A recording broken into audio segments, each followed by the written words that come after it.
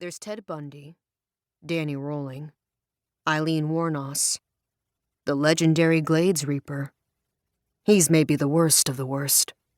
The things he did were so unspeakable that the mention of that name is enough to stop a conversation in its tracks. The original Florida boogeyman. But I'm not thinking about him as I stand in the baking afternoon sun, struggling to fill my lungs with thick, wet air that feels more like warm oatmeal than anything else. On a little stage at the front of the crowd, our illustrious Mayor Knox is rambling on about the new memorial fountain in the town square. I'm not thinking about him either, though. I'm thinking about Bailey and Celeste again, our own local horror story. The anniversary of the murders out at Hidden Glen is coming up in just a few weeks. It happened almost 20 years ago, but it's clear that nobody has forgotten about what went down out there that night, because everyone has gathered here in the hellish heat to see yet another memorial dedicated to our dead girls.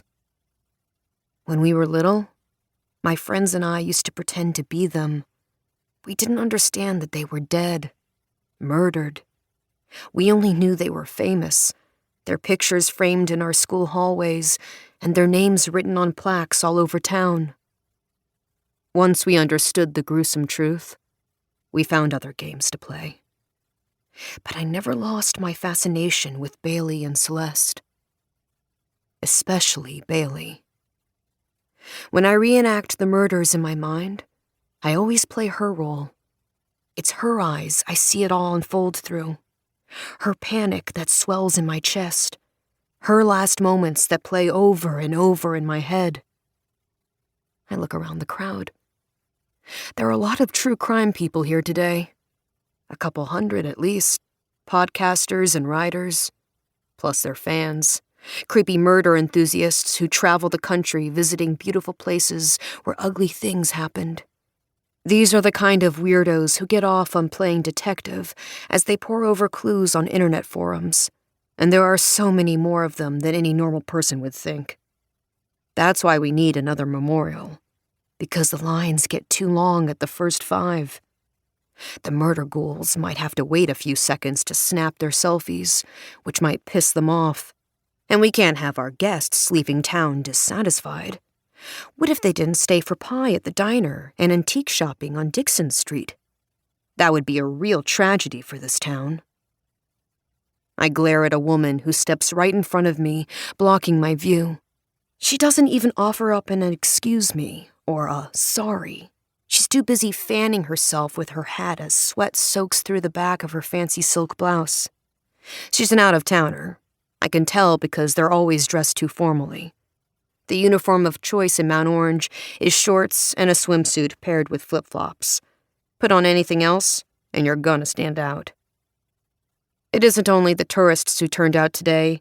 There are plenty of locals, too. I wave at some girls I know from school, and the lady who cuts my hair. But my eyes keep searching the crowd until they land on Celeste's mom. She skipped the last few memorial dedications, but today she's standing off to one side, staring up at the courthouse windows. When the mayor points her out, the crowd offers up a polite round of applause for the murder victim's mother. Her shoulders tighten, but her face never changes, and she never looks anywhere but up at those empty second-floor windows. Knox is bellowing from the podium now, giving his best impersonation of a Southern Baptist preacher getting really worked up on this Sunday afternoon.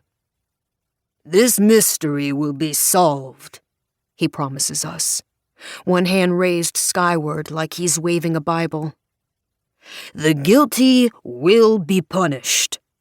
Someone knows who did this, and nothing stays a secret forever. The killer is someone's son, someone's father, someone's brother."